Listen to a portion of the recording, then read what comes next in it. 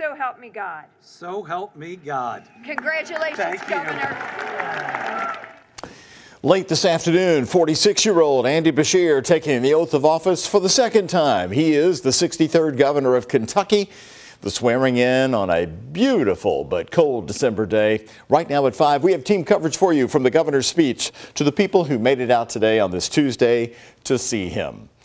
Hello, everybody, and thanks for joining us at 5. I'm Doug Proffitt. Shane McAllister is off tonight. The governor was officially sworn in at midnight, but today's another long one, a parade. And it's all going to end tonight with the traditional inaugural ball.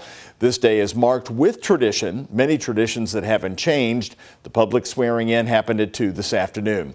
We've got team coverage for you on WHAS 11 News. You're going to hear from those who turned this Tuesday into a day of ceremony. We want to start with Isaiah Kim Martinez, who covered the governor's speech. And Isaiah, I know you've been looking around at the crowd today and talking with folks. Did you see any of the top Kentucky Republicans at the inauguration? Are we seeing any signs that the two parties are going to get along, at least on Inauguration Day? One key Kentucky Republican, Doug, and we'll get to that in just a second here. As far as the speech itself, the governor echoed a lot of the same mantras we heard both in his re-election campaign as well as his victory night speech, but and the main part of that, of course, being, in his words, choosing not to give in to anger politics and to continue on what he calls Kentucky's historic win streak when it comes to economic development.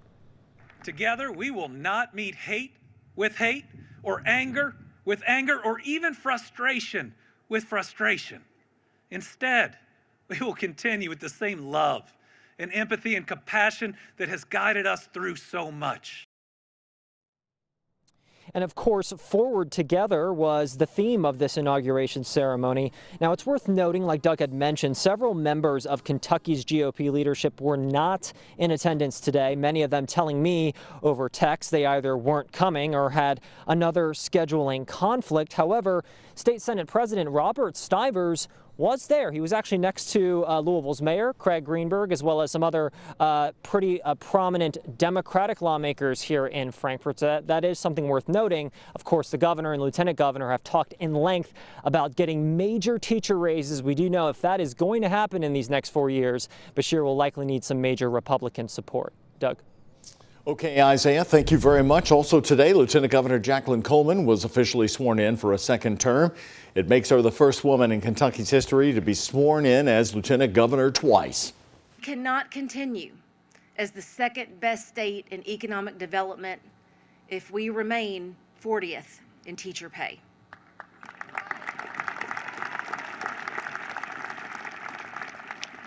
We will not stay number 3 in rural job creation if we continue to underfund the largest employer in every rural community, and that is their public school. As a former teacher, Coleman says her main priority remains education and getting universal pre-K for all Kentuckians. Ain't got bars nor the charge to call her anyways. My mind's a mile a minute and my thoughts that bark like hounds. I focus on my breathing and the universal sound.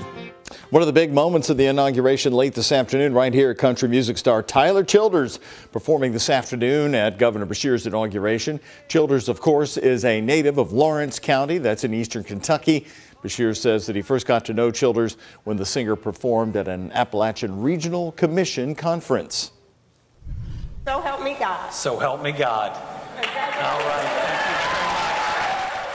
And this was at midnight last night. Governor Beshear's public ceremony was this afternoon, but right here he was actually sworn in last night at midnight at a private event at the Capitol Rotunda. There he gave a speech about all the work he plans to get finished during the next 4 years. I ran for office to leave a better world for my children, for all of our Kentucky children. And this is our chance, Kentucky's chance to be different and to make a difference. To be both an economic and a moral leader for this country. The governor says during these next 4 years, he's going to serve all Kentuckians, regardless of party, and work with lawmakers on both sides of the aisle to move Kentucky forward.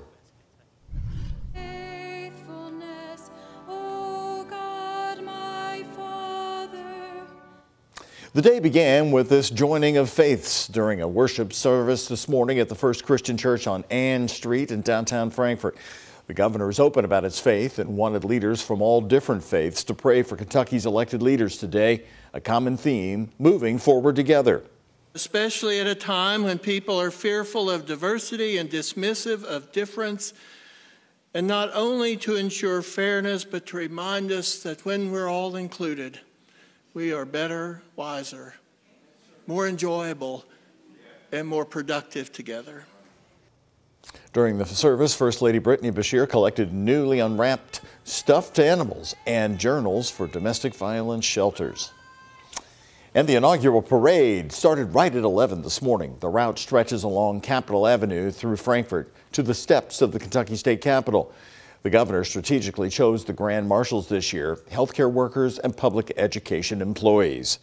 Connor Steffen and photojournalist Elijah McKenzie covered the route.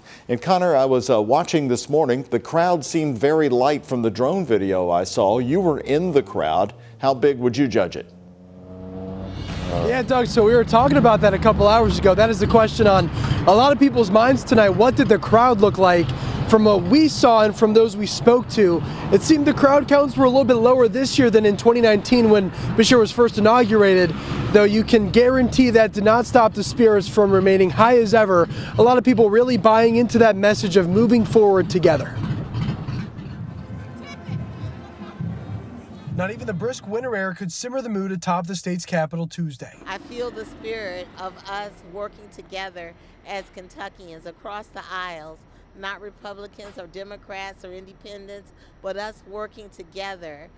The culmination of the great part of our society, the democratic process. You know, it's like everybody may not always have the same opinion, but everything and everybody gets heard. As Kentucky's governor prepares for a second term, some of his supporters prepare for their first inauguration. Oh, yeah! My granddaughter is in Western's band. And my biggest challenge will be finding out how to get to the Capitol for the swearing-in service. Others like Joan Howard have watched countless governors make their way down this very parade path before. And what was your first inauguration in Kentucky? Ned Breathitt's, the first one I attended. From the 51st governor of the Commonwealth to the 63rd, Howard says if today's any indication, hopes are high for the next 4 years. The faces, the smiles, the activity, the energy, all the hope for things to come, a new day, a new beginning. I think the re-election of Andy Bashir says it all. We want him back for 4 more years, and we want to move this state forward. So among the dozens, and I mean dozens of people we've spoken with here today, there seems to be a common sentiment, and that is if elections are political, then inaugurations are historical. Many people here today glad to be a part of Kentucky's history now. We're live in Frankfort. Connor Steffen, WHAS 11 on your side. Connor, thank you very much. The Grand March to the Capitol begins at 6 o'clock tonight. We'll be showing you some of that live coming up on WHAS 11 News at 6. Also, we have more inauguration coverage on our website for you right now. You can check it out anytime at WHAS11.com. And now we want to move on right now. We have new information about the scope and the size of the possible impact on Norton healthcare patients after that ransomware attack hit the Louisville company back in May. Norton is now confirming that they are contacting 2.5 million people who may have been touched by this. Last week, Norton said its MyChart system and medical record systems were not hit by the internet breach. Norton revealed that the attackers gained access to certain network storage devices. Today, Norton's Senior Vice President and Chief Marketing and Communications Officer Renee Murphy said each of the potentially impacted individuals for whom we had mailing addresses, which is approximately 2.5 million individuals, will be receiving notification letters and are being offered 2 years of complimentary identity protection services. And we want to check in with Colleen Peterson tonight, tracking another very chilly forecast. It warmed up a little bit today, Colleen, but I tell you, it took a long time to get up into that 50-degree range today. Yeah, it was so nice, and I've been talking about it as promised to my dog. I did take him to the dog park today. Oh, and how did the pup respond? He was was so excited. You know, he wanted to keep going for miles. Right. I was like, I got to get to work. Well, as long as you got good reviews from your best friend there, that's great to see. Great reviews, and it was nice. Some people were actually wearing shorts, so that's really nice. We have some comfortable weather. In fact, we're actually going to be above average for mainly this whole week. Besides tomorrow, we are tracking a cold front that's going to sweep through overnight tonight. But right now, temperatures are hovering in the 50s. We're seeing a beautiful sunset, plenty of clear skies, barely any clouds out there. We did get to 55. Now we're sitting at 53, and temperatures are slowly going to tumble into the 40s overnight tonight. So it is going to be a chilly morning, yet again below freezing overnight. That cold front not even going to bring any rain with it. It's a dry front, very weak. All it's going to do is bring a spurt of some clouds and reinforce some cold air. So the front will pass through overnight tonight, clouds tomorrow morning, and then sunshine by the late afternoon tomorrow, and temperatures are going to jump back into the 50s by the time we head towards Thursday. That beautiful high pressure is going to build, bringing us some sunshine to end the week. But this weekend, we are tracking this interesting system moving across the southeast. That low pressure system could bring us some rounds of rain on Sunday. I'm going to walk through that forecast and show you your rain chances for your next 7 days coming up. Doug. Okay, thank you, Mara. The top headlines here today at 5. Not guilty after a quick trial in Louisville. The man accused of murder after a scuffle and shooting inside a busy Olive Garden restaurant has been acquitted and is a free man tonight. The jury returned the verdict for Devon Briggs for the 2019 shooting. Jose Munoz was shot inside the Okolona restaurant after police say Munoz and Briggs got into an argument. Munoz died later at the hospital. Briggs was found not guilty of murder, manslaughter, reckless homicide. He was found guilty of 4 counts of wanton endangerment for the shooting inside the restaurant. The judge sentenced Briggs to a year of time already served, which means he's no longer in jail.